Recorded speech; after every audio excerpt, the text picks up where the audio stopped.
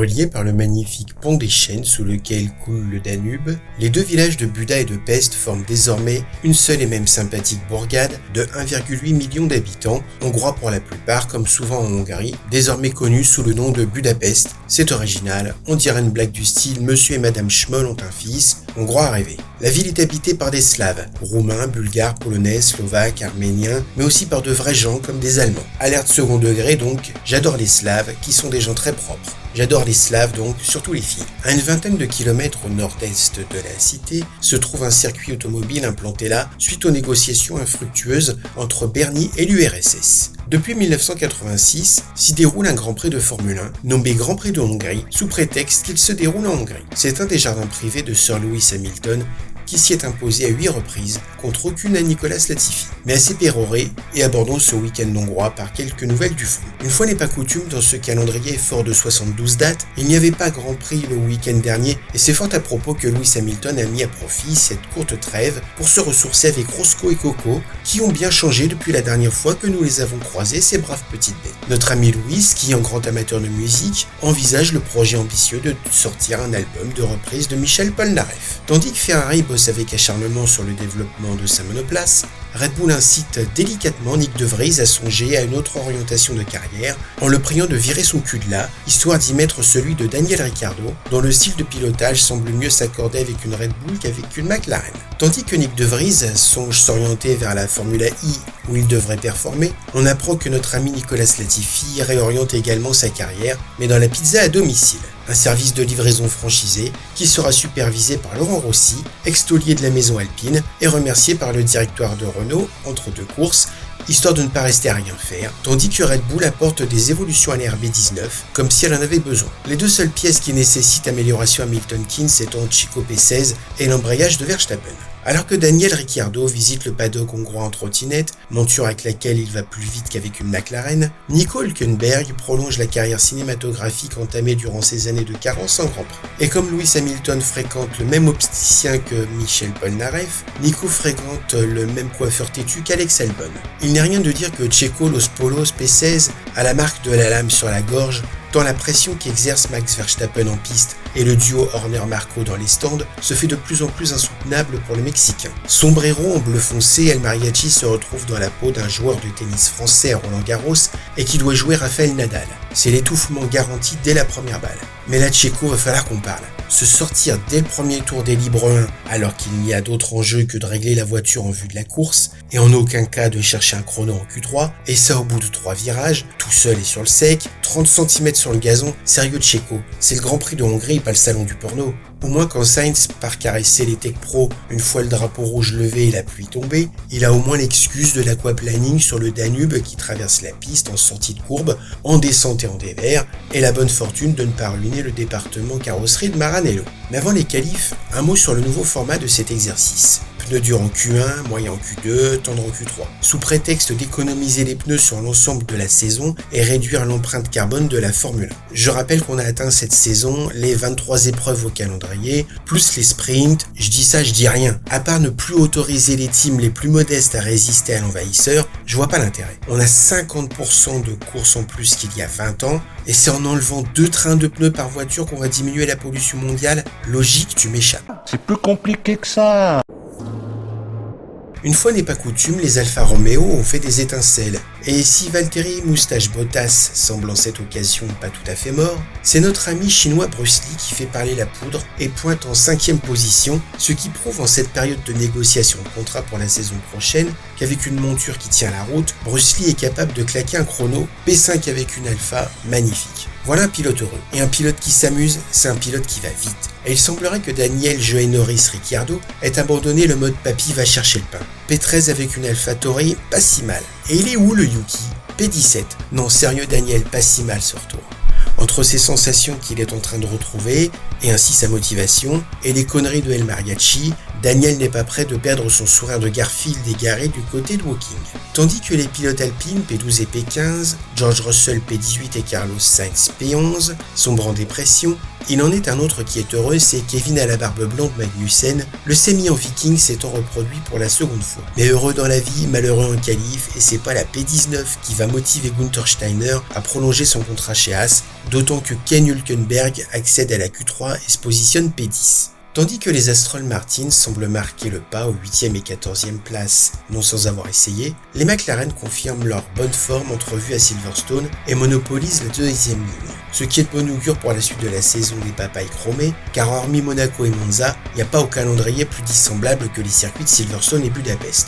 L'un est ultra rapide, l'autre est lent et sinueux. Si l'homogénéité de la monoplace de Woking et la forme de ces deux petits génies se confirment, Alpine peut dire adieu à la P5 au constructeur, et attention à Aston Martin, quand McLaren se réveille, c'est dans un style délicat, façon rouleau compresseur. Passé pour une fois en Q3 mais P9, Checo ne semble pas avoir le rythme pour offrir à son team le record de 12 victoires consécutives, détenu depuis 1988 par McLaren justement. Max va encore une fois livrer le combat seul, tant pour la victoire que pour le championnat constructeur. Un Max désabusé, mécontent de l'équilibre de sa monoplace et qui place la Red Bull de pointe en première ligne à 3 millièmes de seconde de roulement de tambour. Lewis, je ne suis toujours pas mort Hamilton, qui de la P20 en libre 1 le vendredi propulse sa flèche noire en pôle pour la première fois depuis 17 ans, on croit rêver. 9e pôle à Budapest, c'est le record sur un même circuit, la performance est impressionnante, même si Sir Lewis Fluo Hamilton bénéficie d'une expérience considérable, consécutive à ses 2500 Grands Prix durant ses 43 années de carrière en F1.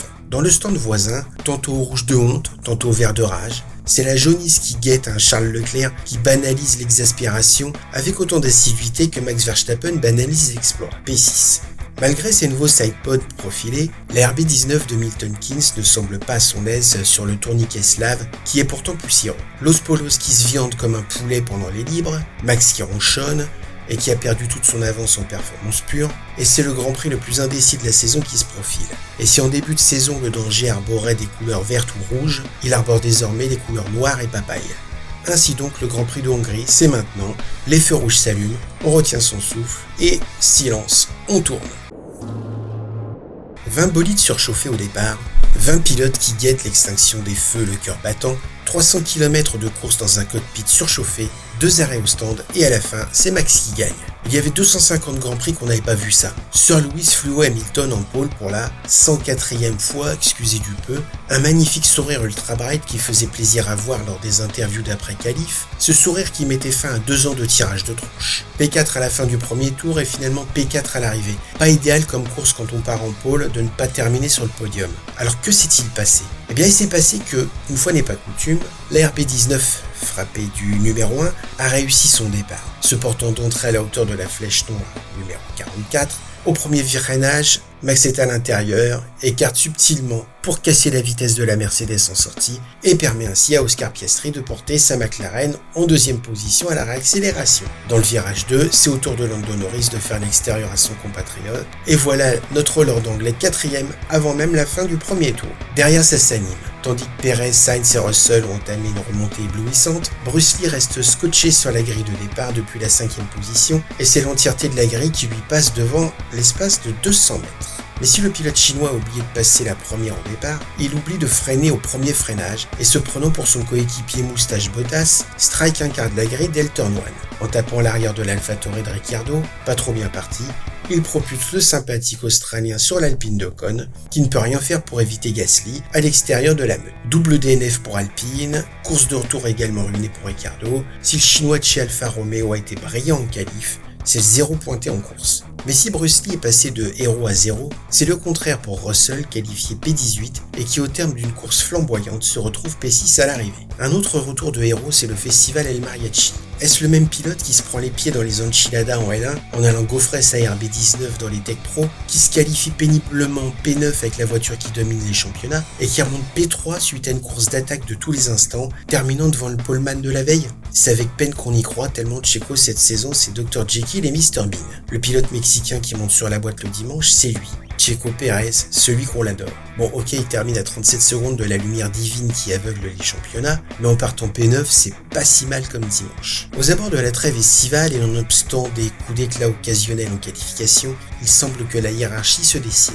Red Bull, McLaren, Ferrari, Mercedes et Aston Martin dans les points, et les autres se démerdent dans un désordre rangé. Des Aston Martin qui rentrent dans le rang à mi-saison après un début de championnat tonitruant de la part de Fernando d'Espagne, qui ne tiennent pas leurs pneus et qui terminent à un tour en marquant les petits points des 9e et 10e places, des Ferrari qui ne valent guère mieux, entre pénalité pour Leclerc et arrêt interminable offrant la P6 à Russell et qui finissent à 1 minute 10 du vainqueur, c'est bien Mercedes et McLaren qui sortent la tête de l'eau. P4 et P6 pour les deux Men in Black, l'un parti en pôle et l'autre en avant-dernière ligne chercher l'erreur. Certes, il y a 26 secondes d'écart entre les deux à l'arrivée, mais quand on voit le rythme délirant d'Hamilton en fin de course, on se dit que Russell a tiré le maximum de sa monture en course après son ratage en qualif le samedi. Mais si on avait une lueur d'espoir avec la pole de Sir Lewis Fluor-Elton et qu'on envisageait déjà un duel au sommet avec la Bleu Marine au taureau rouge, on a vite déchanté. La Red Bull de pointe n'a jamais semblé en danger et il y a 39 secondes bien sonnées à l'arrivée du Grand Prix. Soit le double du tarif habituel, c'est dire s'il reste du boulot du côté allemand. Et c'est rien de dire que du côté de Milton Keynes, on n'attend personne. Les 20 secondes habituelles se sont transformées en 30, et après que pour la première fois de la saison la pole eut échappé à la RB19. Mais si la première force du plateau c'est Max Verstappen qui mène les deux championnats, la deuxième force est désormais Papaye, et si Oscar Piastri, brillant comme pas permis, a vu ses pneus s'effondrer en fin de course, terminant péniblement 5e à 62 secondes du vainqueur, échappant de peu au retour de George Bulldozer Russell, Lando Lightspeed Norris s'impose comme le premier des êtres humains. Il semble que désormais à ce rythme-là l'objectif de McLaren ne soit plus Alpine, mais bien Ferrari, Aston Martin, voire Mercedes. Ça fait tellement longtemps qu'on attend que McLaren redevienne McLaren.